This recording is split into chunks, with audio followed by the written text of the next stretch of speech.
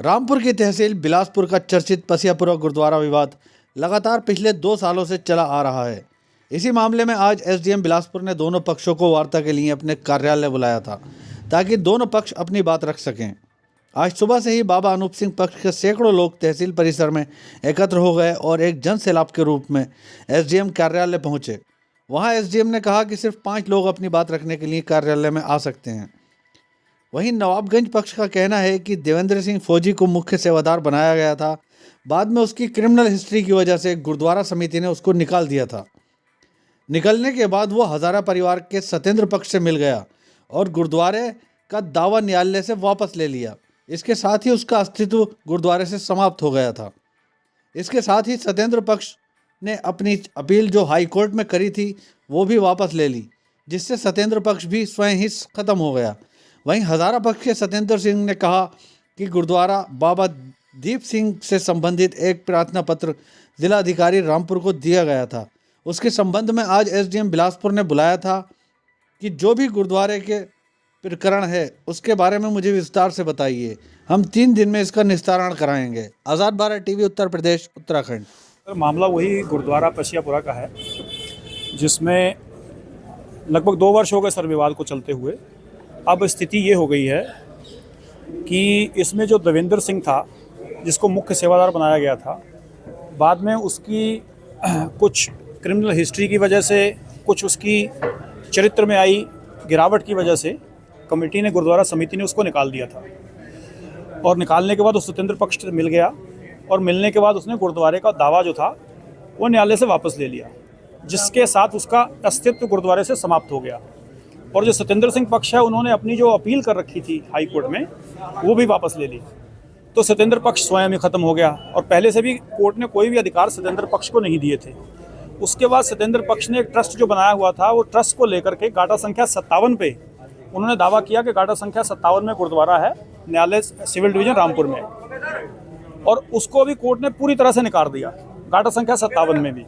और आज की डेट में गाटा संख्या 57 में गुरुद्वारे को होना कोर्ट ने बिल्कुल नहीं माना है। सत्येंद्र सिंह का अधिकार किसी भी तरह का ना 56 पे है और ना गुरुद्वारे पे है, और देवेंद्र सिंह ने स्वयं दावा वापस लेके अपने सारे अधिकार खो दिए हैं। तो गुरुद्वारा समिति आज एसडीएम साहब से ये कहने आई है कि एसडीएम साहब, गुरुद्वारे पे ये लोग नाजायज़ बैठे हुए हैं, एक कब्जे के रूप में बैठे हुए हैं। देवेंद्र सिंह जो है, उसके खिलाफ जब हमने जांच पड़ताल की है गुरुद्वारा समिति ने, तो 10 मुकदमे लगभग पाए गए हैं, जिसमें 302, 420, 307 जैसी संगीन धाराओं के मुकदमे हैं। और एक मुकदमे में 12 साल से, सिविल लाइन थाना रामपुर का मुकदमा है, 12 साल से नॉन बेलेबल वारंट चलते आ रहे हैं। और प्रशासन उसका क्यों साथ देता है उसे बैठाने के लिए वहाँ, ये हमारी समझ से बाहर है। कई बार इस मामले को लेकर हम मंत्री जी बलदेव सिंह औलख से भी मिले हैं। हमें बड़े दुख के साथ ये कहना पड़ता है कि हमारे सिख मंत्री होने के बावजूद ऐसी शख्सियतें जो क्रिमिनल हिस्ट्री में इन्वॉल्व हैं, ऐसे उन्होंने कृत कर रखे हैं, उन लोगों को गुरुद्वारे पर बैठ जाना और हमारी बात ना सुना जाना, हमारे मनों में बहुत उनके प्रति मन में ये मलाल है कि ऐसे लोगों को गुरुद्वारे से हटाया जाना चाहिए। वाहेगुरु जी का खालसा, वाहेगुरु जी की फतेह। आप लोगों को ये बताना चाहते हैं हम लोग कि एसडीएम साहब से जो हम प्रतिनिधि मिलने गया था, उनको हमने बताया कि देवेंद्र सिंह फौजी ने अपने सारे मुकदमे वापस ले लिए। अब वो गुरुद्वारे का कोई भी सेवादार नहीं है। और जो सत्येंद्र पक्ष है, उन्होंने भी अपने मुकदमे खुद ही वापस ले लिए हैं, वो भी इसमें किसी तरीके के पक्षदार नहीं हैं, क्योंकि शीश राम जी ने गुरुद्वारा के प्रबंधक कमेटी को गुरुद्वारा दान किया हुआ है। अब गुरुद्वारा प्रबंधक कमेटी ही उस गुरुद्वारे को चलाएगी। उसके सारे डॉक्यूमेंट्स एसडीएम साहब ने मांगे हैं और डीएम साहब ने मांगे हैं। हम कल तक उनको सारे डॉक्यूमेंट जो आदेश हुए उनको दे दिए जाएंगे और गुरुद्वारा जो हमारी कमेटी है वही उसको चलाएगी। ये सब क्या हुए हैं? नहीं, आदेश है। आज एसडीएम साहब से आख्या मांगी है डीएम साहब ने। अच्छा। वो डीएम अपनी आख्या बना के देंगे। जो हमारे हाई कोर्ट में जो हमारे मुकदमे हमारे फेवर में जो उन्होंने वापस लिए, वो हम आदेश जो हैं वो सारे उसमें सबमिट किए जाए। अच्छा, एक चीज़ सामने हो रही है, जो ट्रस्ट आपकी तरफ 57 नंबर बताई गई है, जो ट्रस्ट है उसको खारिज कर दिया गया है, ऐसा कुछ? वो ट्रस्ट भी खारिज कर दिया गया और जो 57 नंबर से हमारा कोई वास्ता नहीं। गुरुद्वारा 56 नंबर में बना हुआ है, जो कोर्ट का आदेश है। हम उससे 57 नंबर से हमारा कोई लेना देना नहीं है। और क्योंकि कोर्ट ने आदेश कर रखा है 56 नंबर पे, तो 56 नंबर की नंबर पे जो गुरुद्वारा बना है उसे हमारी कमेटी चलाएगी, जिसके सेवादार हमारे गुरमीत सिंह जी हैं। आज एसडीएम साहब से क्या वार्ता हुई? वार्ता ये हुई कि उसका जो कब्जा उनके पास है वो हमें दिलवाया जाए, और दूसरी बात वो उसमें कहीं भी पक्षवार नहीं है, जिसकी आख्या डीएम साहब ने एसडीएम साहब से मांगी, वो इसलिए उन्होंने बुलाया था कि जो हम हमारे पास जो कागज हैं, डॉक्यूमेंट्स वो मांगे उन्होंने, वो हम उनको दे देंगे। ठीक। वाहिगुरु जी दा खालसा, वाहिगुरु जी की फतेह। आज पशियापुरा गुरुद्वारे साहब के मामले में कल हम लोग जिलाधिकारी से मिले थे।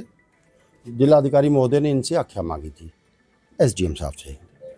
ये आप लोगों का सबको जानकारी में है, पशियापुर गुरुद्वारे का जो प्रकरण है, और दविंदर फौजी को जो है पिछले दिनों जो उसको वहाँ बैठा दिया गया था, चार्ज दिलवा दिया गया था, वो भी कानूनन तौर पे कोई ठीक नहीं था। लेकिन जिलाधिकारी के दिमाग में ये बात थी, बैठाया, हमने एक्सेप्ट किया। आज दविंदर फौजी स्वतः वो छोड़ चुके हैं, अपनी रिट वापस ले ली है, उन्होंने इस गुरुद्वारे से अपना वास्ता ख़त्म कर लिया है। तो जाहिर बात है कि जो कमेटी ने जिनको जिम्मेवारी अब दे रखी है गुरमीत सिंह जी को, वो संभालेंगे।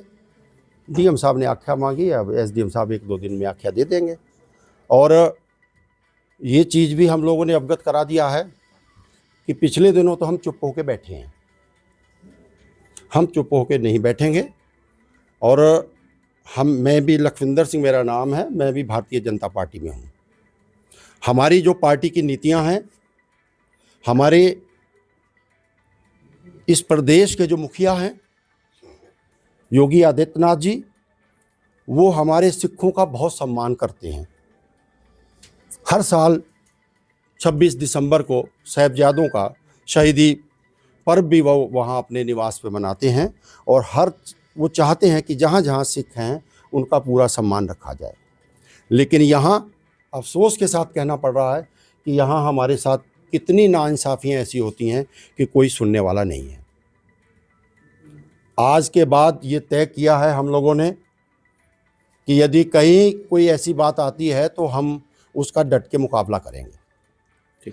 हमें पूरी उम्मीद है, जनपद रामपुर में हमारे जिलाधिकारी, हमारे कप्तान साहब बहुत ईमानदार अधिकारी हैं, कमिश्नर साहब, और हमें पूरी उम्मीद है कि वो हमें न्याय दिलवाएंगे। किसी ऐसा नौबत नहीं आएगी कि वो हमें कहीं सड़कों पे उतरना पड़े या कोई आंदोलन करना पड़े, वो हमें न्याय दिलवाएंगे और पूरी हमें नहीं उम्मीद है। मुझे लग रहा है कि आप लोग सड़कों पे उतरोगे। हाँ बिल्कुल उतरेगा, नहीं हम उतरेंगे। हमने यहाँ के मंत्री जी को भी हमने 4 बार जाके हम लोगों ने अवगत कराया है।